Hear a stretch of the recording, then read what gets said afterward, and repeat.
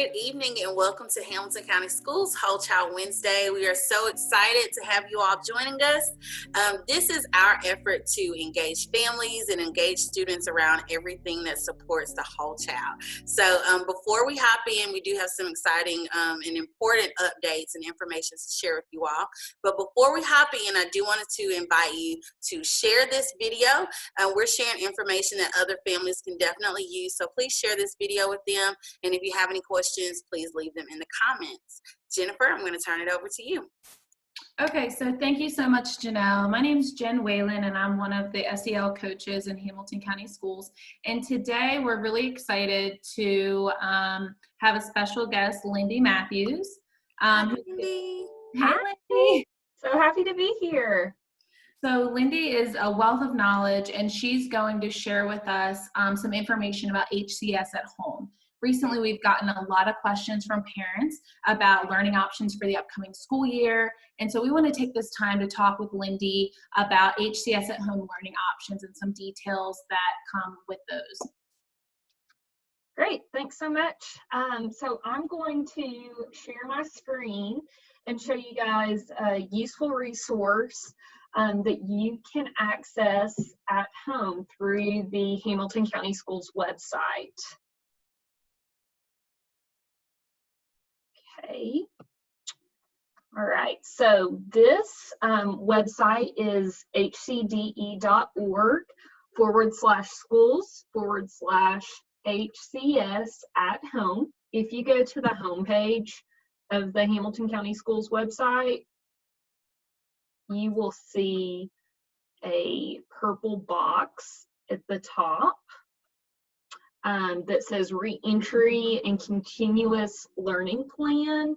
And then you'll also see HCS Continued Learning as well here. And both of these will be helpful resources for you as you're trying to navigate the options. This information was presented at the board meeting last week if you're interested in that. And you can see each of the phases for each of the three options we will be talking about today. I'll go back to that page so you can find out more about registering. So we are trying to navigate the options that will work best for families during this time. There's a lot of things that are unknown, and I know you guys are anxious to find out what school will look like this fall. So HCS at home is providing the three options for you guys to figure out what that works best for your student, your family. So this kind of shares with you what this HCS at home option looks like. So it's really great that we can offer a few different options for you. Of course, we have the more traditional option of sending your children to school based on the phases. You can read more about that at the website. You guys are more familiar with that in Hamilton County Schools. But the two options that you may not be as familiar with are HCS at home and then the Hamilton County Virtual School. HCS at home is a new option that the district has been working on to really support families and the needs of our students while being mindful of the current situation that we have nationally. So just to briefly go over the HCS at home, it's different than the virtual school. I think this graphic's really helpful in showing the ways that it's different. HCS at home, you will still be connected to your school. If you are a magnet or a choice student, if you did the lottery application, you would still be connected to that school, or you would be connected to your own school.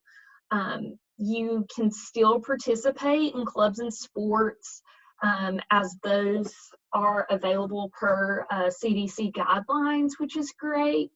Your student would still be assigned to a homeroom teacher that is connected to your school, and the curriculum would be paced the same way as if you were in the typical classroom setting.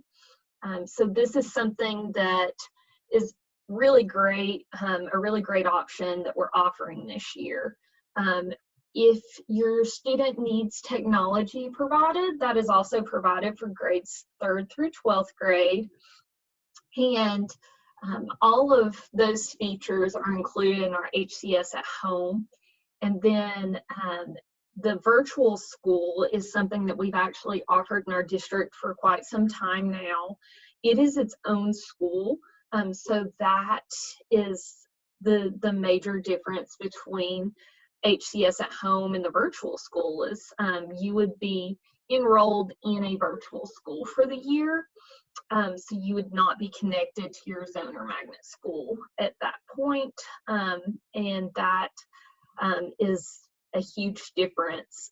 Technology would also be provided for that option, and you would be enrolling in this school for the entirety of the year. While with the HCS at Home, you would be able to choose it up until December until we get a better feel for how things are. Jen, do you have any questions about these two things? Yeah, so just, from the parent perspective, I'm sitting here thinking about, families that have multiple students with different needs. As a family, do I have to enroll in one option? Can I enroll each student in a different option? What does that look like? Yeah. So every child is different, right? And their needs are different. So the choice that you make would be made for each of your students that are enrolled in Hamilton County Schools. So if you have a student that it would be a better fit for them to choose the HCS at Home option over being enrolled in person at school, that is totally your choice, and you can make that choice per student. Great. Another question I had is, if I'm a parent of a student enrolled in a magnet program and I enroll in Hamilton County Virtual School, am I enrolling in another school and I don't have that magnet spot, or that is held? What does that look like? Sure. So if you accepted a seat for a magnet program this upcoming year, and you choose to do the virtual school instead of HCS at Home, you will be forfeiting your seat at the magnet school for the following year. You will be unenrolling and enrolling in the virtual school. And if I were to enroll in HCS at Home, I'm still involved in my school, I'm a part of that community, and my seat is still there. Right. Yes. Okay. Makes sense. Thank you, Lindy. Yeah.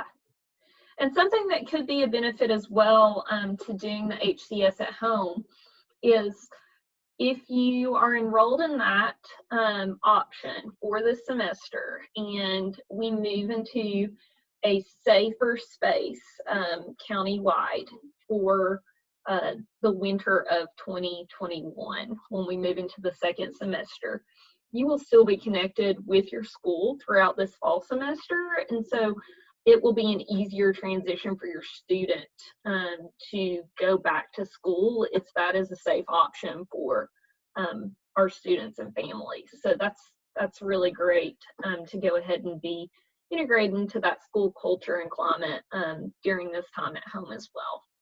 Absolutely. And I love that graphic, just how clear it is in explaining the differences between the two options. I think when the options were first rolled out, there was some confusion. That really clarifies a lot of the pieces people had questions about. Yeah, I agree. I think it's a really great visual for families to see. So as we're talking about these options, I know that there are a lot of details and questions that families may have. It's a lot of new information for our families, and we want to support families in making this decision and choosing what's best for their child. So if you have any questions, feel free to reach out to your child's principal or call the hotline. I believe the number will be available on the screen, and you can ask your questions there, but we will try to share as much information to make this easy for you to navigate as possible. So, of course, we have this graphic that compares the two at-home options, and then the other option, of course, is the more traditional route of being in person. And like I said earlier, you can look at the phased approach at the HCS, the Hamilton County Schools website, and see how that will look as we enter different phases of this time. But with that being said, Jen, you want me to go ahead and look at how you sign up for these different options? Absolutely, that would be great. All right, so I will walk you guys through that. I will show you that underneath this graphic on the website, there are sign-up tools. So if it's easier for you to just look at a graphic or follow instructions, you can click the English or the Spanish version, and it will walk you through the steps. And then there's also a video if that is easier for you while you're in this space. This video will show you what I'm going to show you guys live. So there are several options for you to get back to this material. And as I mentioned, if you have any questions, feel free to call the hotline and they will assist you. So for our families, we are asking our current families to make their selection of one of these three options through the parent portal. So if you are a current Hamilton County Schools family, you may have a parent portal account. If you know that you do, you can access your PowerSchool parent account here.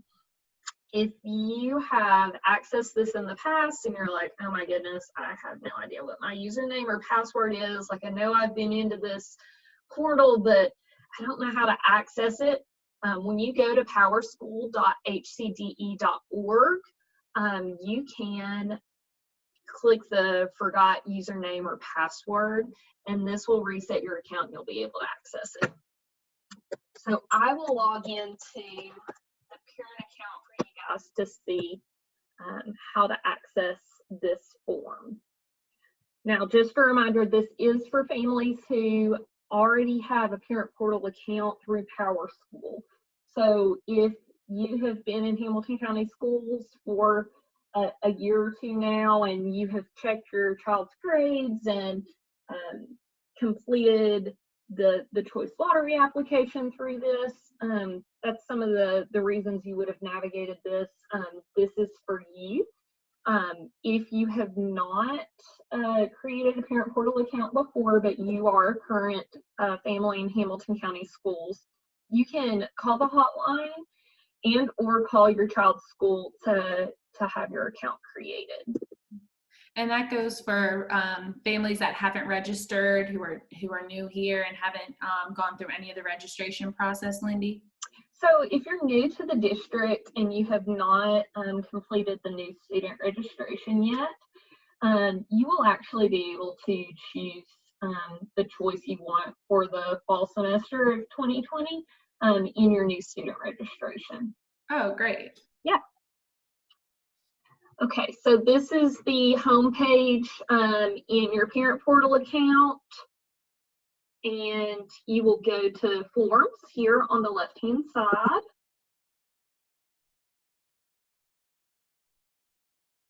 And this will be how you can access the sign up for the learning options for the 2020-2021 school year.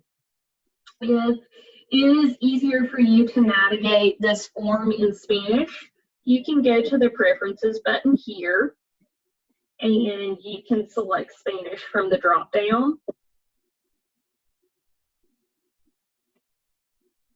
And it will change into Spanish for you.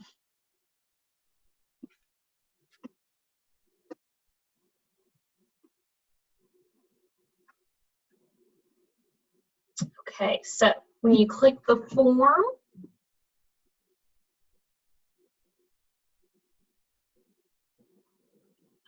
We have some more information for you about the options. And I know we've gone over these a little bit now, but just as a reminder, option 1 is the Learning Continuum plan.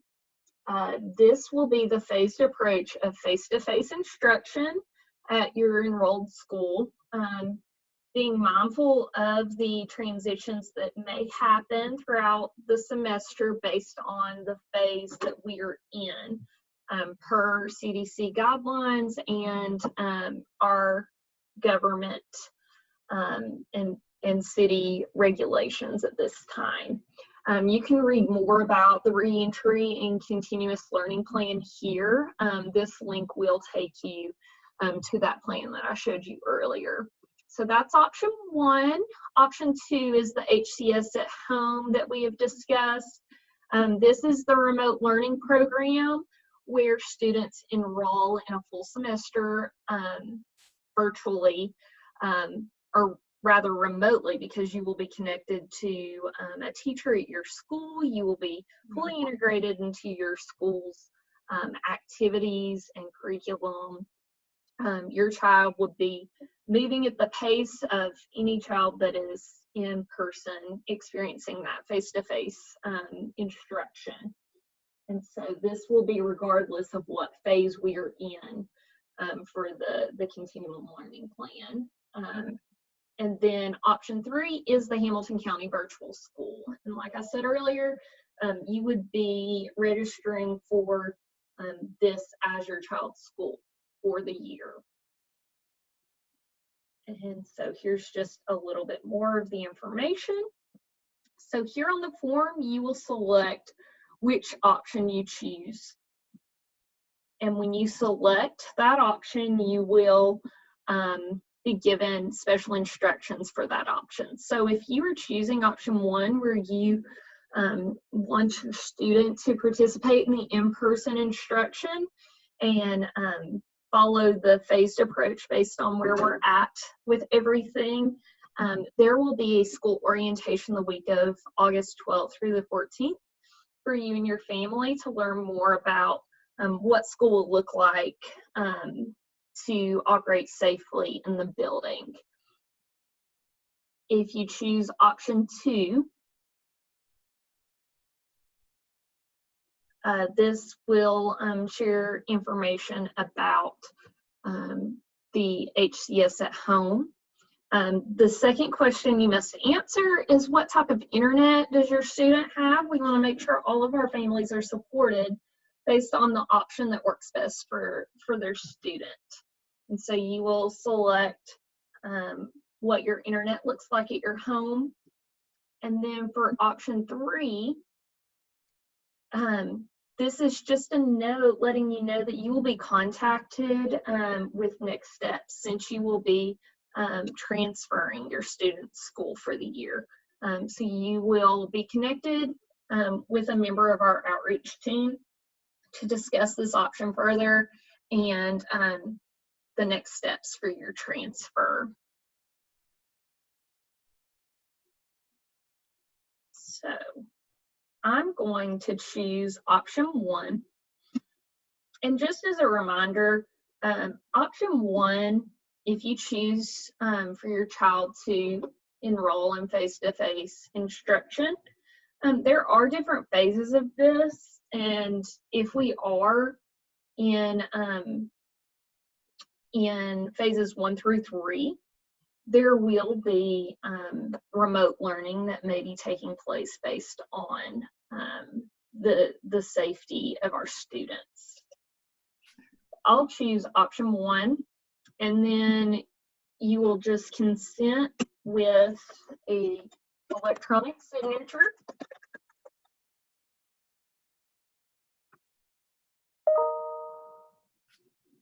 And that's it. That's how you complete the form to let Hamilton County Schools know which option you will be choosing for your child. So in my test account here, I just have one student, Johnny, at the top of the page. You can see if you have more than one student in Hamilton County Schools, there will be a different tab for each student, and then you will go to forms to complete the form for each of your students. We'll go back to the HCS at Home web page for you to see this information again. And like I mentioned at the bottom, the steps that I just walked you guys through will be available here in written instruction, as well as a video to assist you with selecting your preference for this fall. Great. So it seems like there's lots of resources on there. You know, we have this video we're explaining. There's another online video platform, written instruction. So if I still have questions, who can I contact if I'm just kind of lost and still need some support? Sure. You can contact the hotline. Okay. The number will be available at the bottom of the screen for you.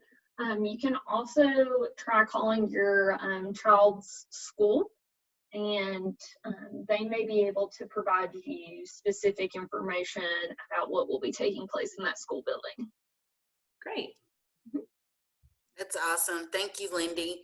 Yep. So I do have, Jennifer, this may be a question for you. So I'm a parent, and I have a child who has asthma, so she may be going the HCS at home route. But she's also a social butterfly. How do I keep that connection with her? She's going to be at home, but I don't want her to feel isolated. I still want her to be connected with her school. So what are some tips? What are some things I could do there? Yeah, absolutely. So I think a lot of us have been tossing around the idea of socially distanced but not disconnected, and ways that we can meet our individual needs and health needs, but also stay connected, because connectivity is so important. Yes. And, you know, in the social and emotional learning department, we look at 5 main areas, 5 competencies, including self-awareness, self-management, social awareness, relationship building skills, and responsible decision making. And so right now, when we're all at home, it's a unique opportunity to work on those areas in a new way that maybe we haven't before. We're spending a lot of time with ourselves, self-awareness, self-management, managing my time. But then also, we don't want to drop off and not address those relationship skills and social awareness. So, you know, moving into the school year with HCS at home, I think there are a couple things we can do to support our kids' social and emotional needs, and make a smooth transition for when and if they do return when it is safe, possibly semester 2. One of the things that we've been thinking about is just parents having communication with teachers about what routines and expectations they have in their classrooms. So, you know, all of our buildings have building level expectations, and then individual classrooms have expectations as well. And I think this is a great opportunity for parents to try to mirror some of those things at home, so that students are being supported behaviorally and emotionally, but also our students are being introduced to that language before they go back to those classrooms at some point, whenever that is. So, you know, another piece would be just that positive behavior supports, mirroring what's done in the classroom. And then we've just seen a lot of people get really creative, way more creative than I am. So, you know, I'm piecing together ideas from others, but, you know, I've seen classrooms who have created classroom Facebook pages, and those parents have uploaded ideas and just different ways they've enriched the learning at home and allowed their students to get on there and see those ideas and share and stay connected. I think that would be an awesome thing to try to do and reach out to your child's teacher about. Other families have posted videos on YouTube, and friends can watch that and see what they're doing, whether it's a science experiment or an art lesson or something like that. So I think that there's a lot of ways to be creative, but definitely staying connected and reaching out and getting input from that teacher as to ways that the classroom can still be a classroom, even if we're not all together in person at the moment. Absolutely. I love the idea of the Facebook page. So when my daughter was in pre-K at Udawa Elementary, shout out to Miss Gregory. She was so awesome. She had a Facebook page for all the parents, and it just helped us to stay informed. I mean, when district announcements came out, I mean, as soon as she got the email, it's like a screenshot was in the group, just to kind of keep the parents informed, because, we're thinking about our students and making sure that they're connected, but it's also going to be different for parents to stay connected during this time too. So what are some things that parents can do to stay connected? Like, maybe you're not going to be able to go into the building as much as you could, but what are some things you can do to stay engaged at your child's school and with your child's teacher? Yeah. So I think that we, again, think creatively about how to do some things virtually that we do in person. I think about my daughter was a kindergartner this year, and she had an awesome classroom mom. Maybe you've filled in that role. Maybe you've been an in-person volunteer. So how can we reach out to teachers and say, hey, I'm not comfortable coming in person, but I would love to work on some things for you at home, or I'd love to contribute this, or run a class Zoom party or something like that, right? And make it really fun and exciting, and have a student be a DJ on that party. There's so many things we can do virtually. I think that, let's not cap off all the things we used to do. Let's just do it differently. Yes. And so I think that parents can really be involved in that way. I also think about being involved, on those Facebook pages are putting out there. I have a friend, her daughter's in 8th grade. She would love to help and tutor a younger student virtually, or do a Zoom meeting, and, connecting across grade levels as well, just to support, and parents just supporting each other. So that's one of my new missions. I'm going to be brainstorming more, Janelle, to share as we go through the rest of the summer before school starts, because it's going to be so important to stay connected as parents and for our students. Absolutely. That's why I love that we kind of get to do this show, because we tie in some of that practical information that parents need just to stay informed, but we can also tie in the social and emotional side too, that it takes to implement some of this stuff and to help maintain. So I think that's great. Lindy, thank you so much for coming on and shedding some light on registering for the school year. Yeah. We did have a couple of questions from parents. So I had Tyler, and he asked, can his student still be involved in athletics and in extracurricular activities and clubs at his school? So if he is involved, or if he's chosen the HCS at home option, he can still participate in those clubs and sports extracurriculars.